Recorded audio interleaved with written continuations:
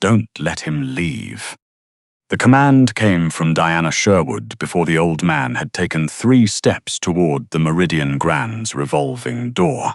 2 hotel security guards shifted to block his path, and Albert Good stopped walking, his shoulders drawing inward with a kind of quiet dignity that made the whole scene worse somehow.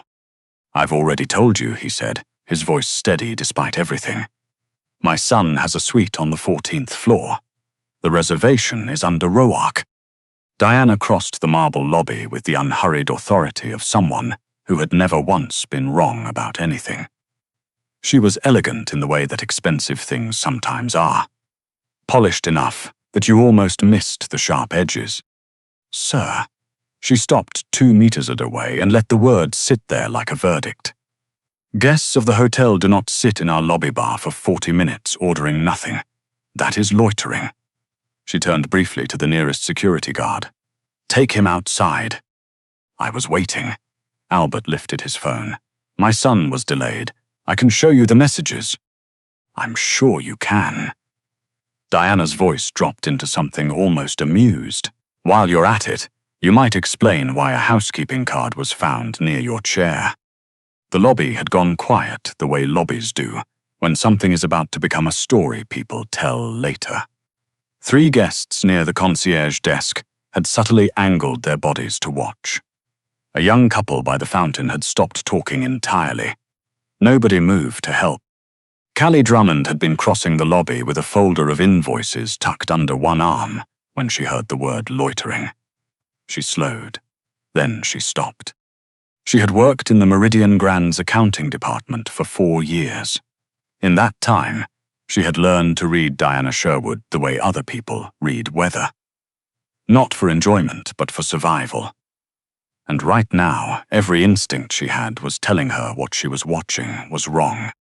The old man's coat was old but clean. His shoes had been polished recently. His posture was straight, and his hands, she noticed, were not shaking with guilt. They were shaking with something closer to the helpless frustration of someone who has already explained the truth twice and been heard neither time. Callie set the folder on the nearest surface and walked over. "Mr. Good," she said it like she knew him. She had never seen him before in her life. He blinked at her. "I'm sorry to keep you waiting," Callie continued, turning to Diana with the same steady voice she used when telling a VP that his quarterly figures didn't add up. "He's here to meet with me. I should have left word at the front desk. That's my fault, entirely." Diana turned toward her slowly. "Callie." Diana. A beat. "This gentleman," Diana said, "was found in possession of a housekeeping key card. Hotel key cards look identical to housekeeping cards at a glance. The difference is the chip encoding." Callie didn't raise her voice. "If you'd like, I can pull the access logs from his card right now. It'll take about 4 minutes. Or I could take Mr. Good upstairs to confirm his son's booking." Something shifted in Diana's expression. Not embarrassment exactly, but the recognition that the ground had changed. "I was simply doing my job." Diana said it like a full stop. Then she took 1 step forward, and before Callie understood what was happening, Diana's hand came across in a sharp sideways motion. Not quite a slap, more of a shove against her shoulder, the kind of dismissive gesture that someone powerful delivers to someone they consider furniture. The folder Callie had left on the side table fell to the floor. Invoices scattered across the marble. The lobby went completely silent. Callie turned back slowly. She didn't touch her shoulder. She looked at Diana with the particular expression she reserved for numbers that simply did not add up, no matter how many times someone insisted they should. "Don't do that again," she said quietly. She bent down and began collecting the invoices. Albert Good was beside her before she'd picked up 3 pages, gathering the scattered papers with careful hands. When they stood, he looked at her with something she couldn't quite name. "Thank you," he said. "Don't mention it." She handed him back a stray receipt that had drifted near his shoe. "Let's go find the front desk." The access logs when pulled 15 minutes later by Callie's supervisor at Diana's insistence, showed that Albert's card was registered to suite 1402 under the name Roark Holdings, a booking that had been active for 11 days and had been renewed 3 times. The housekeeping card Diana had mentioned had belonged to a housekeeper who reported dropping it near the bar area that same afternoon. The security shift manager apologized to Albert with visible discomfort. Diana said nothing that qualified as an apology. Callie walked Albert to the elevator herself. "Your son is going to hear about this," Albert said, pressing the button for the 14th floor. "He really doesn't need to." Callie smiled. "Hotel politics. It's its own small universe." Albert studied her for a moment. "You have a good instinct for people." "I have a good instinct for numbers," she said. "People are harder." The elevator doors opened. She stepped back and let him in. "What's your name?" he asked. "Callie." He nodded slowly, like he was memorizing something. "Callie." The doors closed. Stellan Roark had been in meetings since 7 that morning. By the time he made it back to the 14th floor at 7:30 in the evening, he had approved 2 international transfers, redirected a shipment that had developed complications in Prince Rupert, and reminded a distributor in Edmonton, very calmly, that punctuality was not optional. To the city of Toronto, Stellan Roark was the CEO of Roark Holdings, a real estate and logistic conglomerate that had restructured 3 times in the last decade and come out of each transformation larger and quieter and harder to map. He attended the right charity events. He sat on 2 hospital foundation boards. He had been photographed at the Governor General's reception twice. To the people who actually knew how the city worked, Stellan was something else entirely. Not a name you said carelessly, not someone you kept waiting. And he found his father sitting in the suite's armchair, with his jacket off, turning his phone over in his hands. "You ate without me," Stellan said. "Room service," Albert said. "You were late." Stellan set his briefcase down. He noticed immediately that his father's left sleeve had ridden up slightly.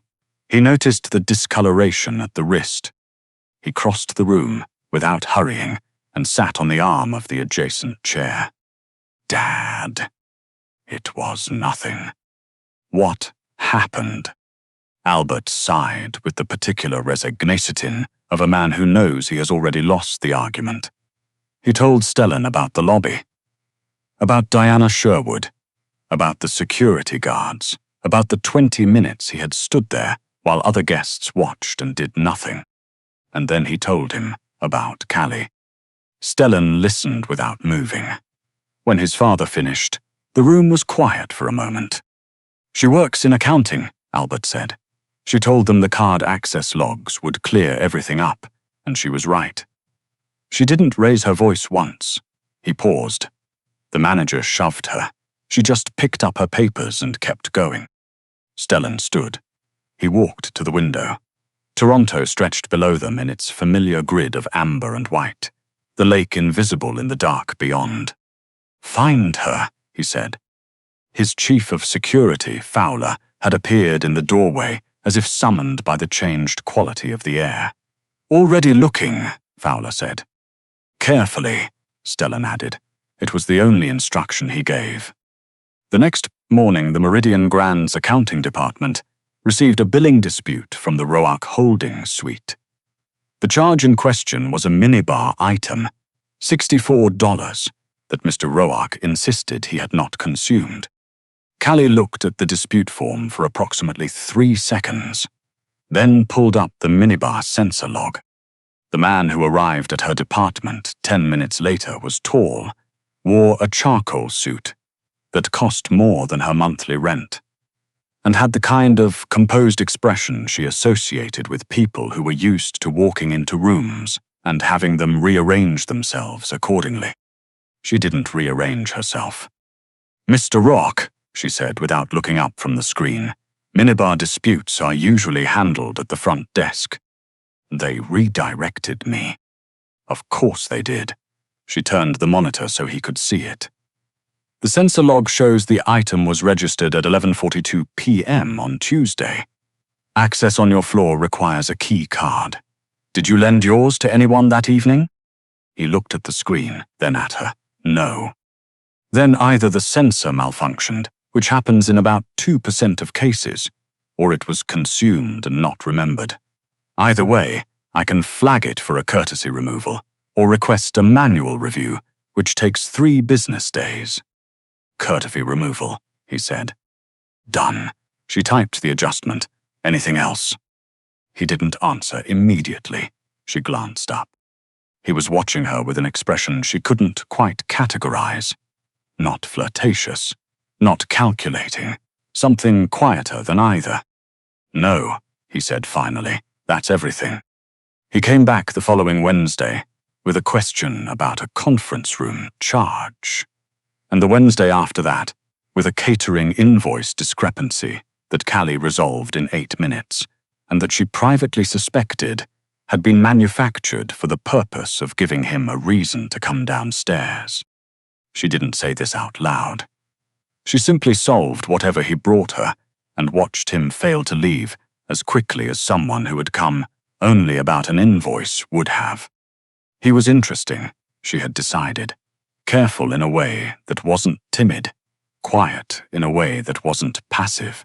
And he looked at her, properly looked, the way people rarely did, without his eyes sliding to the side the way they sometimes did, as though checking for a better option. She was under no illusions about what she looked like. She was 32 years old.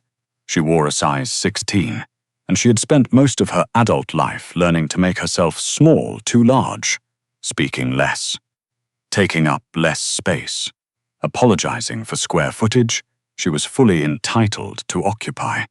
She was very good at her job and very quiet about it, and those two facts coexisted uncomfortably in her most days. She did not, therefore, expect Stellan Rourke to stand in her office doorway one Thursday afternoon and say, "My father asks about you." Callie looked up. "I beg your pardon?" "Albert Good. He's my father." A pause. "He kept his surname after my mother passed, her preference, and then his." Something shifted in his face when he said it. He mentioned a woman stopped to help him last week. Callie set down her pen. "He mentioned it to you. He mentioned you were someone who didn't need to stop, but stopped anyway." Stellan said it matter-of-factly, like a figure that had been confirmed and entered into the ledger. "He wanted me to say thank you properly. Tell him it wasn't necessary." "I did," Stellan said. He disagreed. She laughed before she meant to. Albert began coming by the hotel cafe on Tuesday and Friday afternoons after that. He was easy company, full of dry observations about the hotels, rotating art installations and stories about a younger Stellan that she suspected Stellan would not have approved of sharing. He never pushed, he never maneuvered. He simply seemed to enjoy sitting across from someone, and not like someone's father. "Mons, he works too much," Albert told her one afternoon over Earl Grey. "Most people in his position do," Callie said carefully, not entirely sure what his position encompassed. "He forgets to eat when something has his attention." Albert sipped his tea. "He's stubborn, very stubborn." He gave her a sideways look. "You'd find it familiar." "I'm not stubborn." "You told Diana Sherwood to her face that she was wrong in the middle of a packed lobby, while she had 2 security guards flanking her." A small pause. "That's not stubbornness," Callie said. "That's maths." Albert laughed so hard he nearly upset his tea. What she didn't tell Albert, what she didn't let herself think about too clearly, was that somewhere in those weeks, Stellan Roark had stopped being an interesting puzzle and started being something she didn't have a clean category for. He showed up.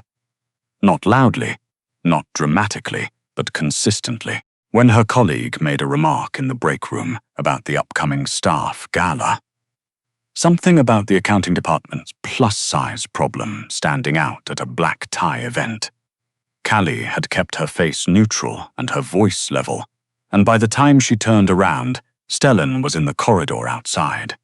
She didn't know how long he had been standing there. He said nothing about it, but later that afternoon, he stopped in her doorway and said, "I've been in rooms full of beautiful people my entire career. Very few of them are interesting. You're both." Then he left, as if he'd simply delivered a figure she'd asked for. She stared at the doorframe for a long moment after he was gone. The Rock Foundation Gala was held in the hotel's grand ballroom in mid-November.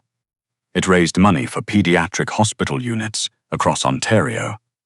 And it was the kind of event that filled the room with exactly the kind of people who needed to be in the same place at the same time, but rarely were. Callie was there on behalf of the event's accounting team. She wore a dark green dress she had bought herself and almost returned twice. She had done her hair. She had told herself it didn't matter what she looked like, and then spent 45 minutes making sure she looked like herself at her best, which she understood was a contradiction she was allowed to hold. She found her table, accepted a glass of water from a passing server, and was quietly assessing the room when Diana Sherwood materialized at her shoulder. Callie.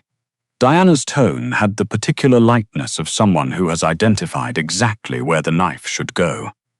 "I didn't realize events accounting attended galas now." "We handle the reconciliation," Callie said evenly. "Of course." Diana glanced around the table, making the assessment visible. "Well, try to enjoy yourself. I'm sure the hors d'oeuvres are within reach." Several people nearby had gone very still. Callie set her water glass down. She looked at Diana with the expression she'd been refining since the lobby 3 weeks ago. The one that said, "I have seen this error before and I know exactly where it leads." "I believe," Callie said quietly enough that it didn't carry past the nearest 3 tables. "You were the one physically handling a guest without cause the last time we shared a lobby." The complaint that went to HR used the word aggressive. She paused. "I'd be careful about the reach of your own hands before commenting on mine." Diana's face went still in a different way. "Is everything all right here?"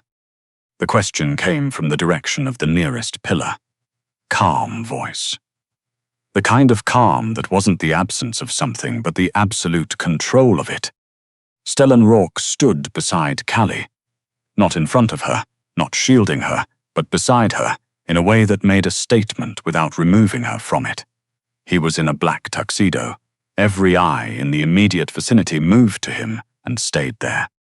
Diana's confidence reorganized itself into something that looked like social grace, but had stopped functioning. "Mr. Rourke, I was just..." "I heard."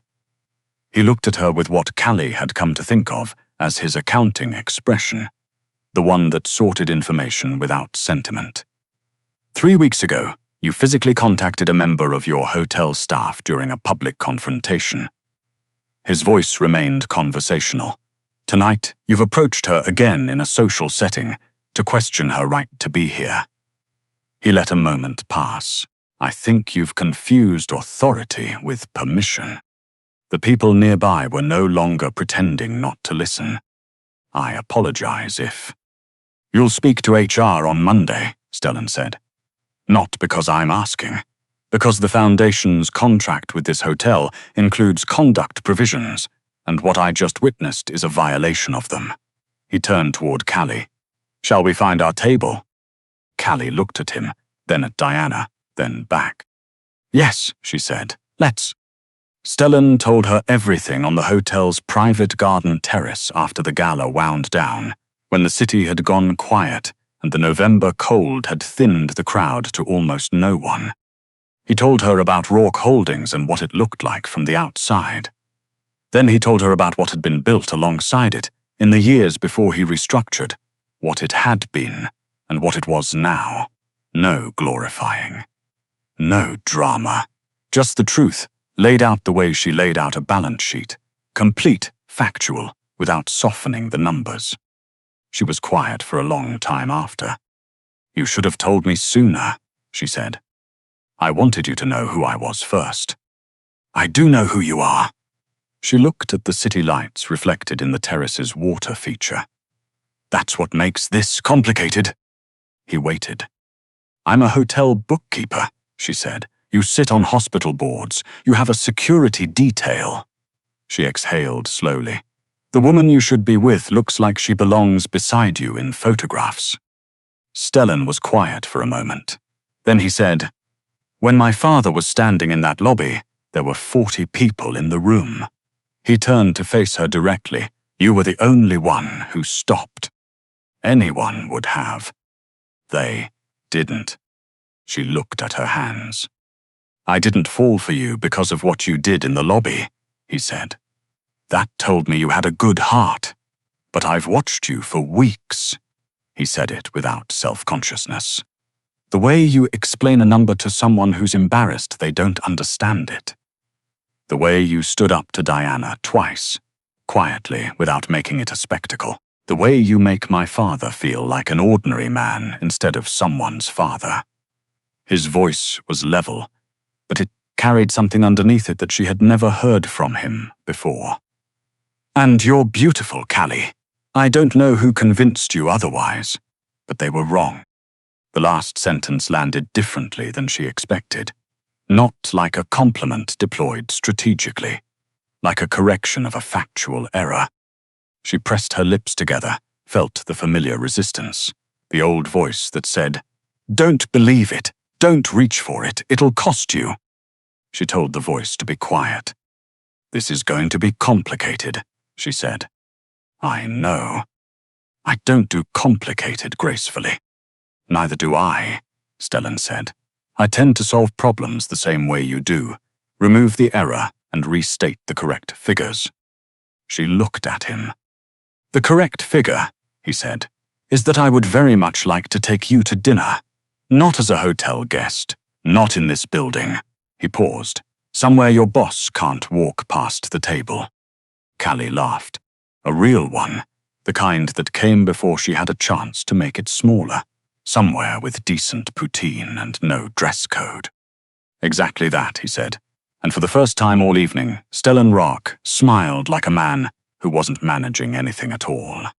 Spring came late to Toronto that year, the way it always does, grudgingly, a degree at a time, until one morning the city simply relented and turned green almost overnight.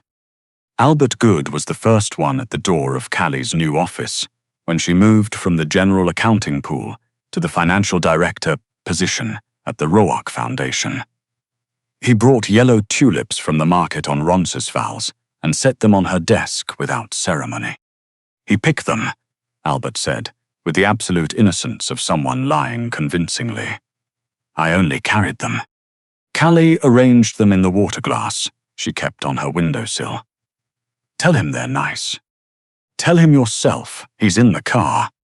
She looked out the window. The black sedan was parked on the street below. She could make out the shape of Stellan in the back seat, already on his phone, already managing something. She thought about the lobby where this had started, the marble floor, the scattered invoices. An old man with his shoulders drawn inward, who had simply needed someone to stop. She had stopped. And everything after that had been the consequence of that one decision. Not a grand gesture, not a calculation, not a plan. Just the ordinary arithmetic of seeing someone who needed help and doing the maths. Albert was watching her with the same expression he'd worn in the elevator that very first afternoon. You know, he said, he's been carrying something around in his jacket pocket for about 3 weeks now. Callie turned from the window. Albert. I'm just noting it. You're absolutely not just noting it. He smiled into his tea. Outside, the sedan was still parked on the street, and Callie Drummond, who had spent years making herself small in rooms where she felt too large, stood at her office window in the warm spring light and let herself take up exactly as much space as she had always deserved.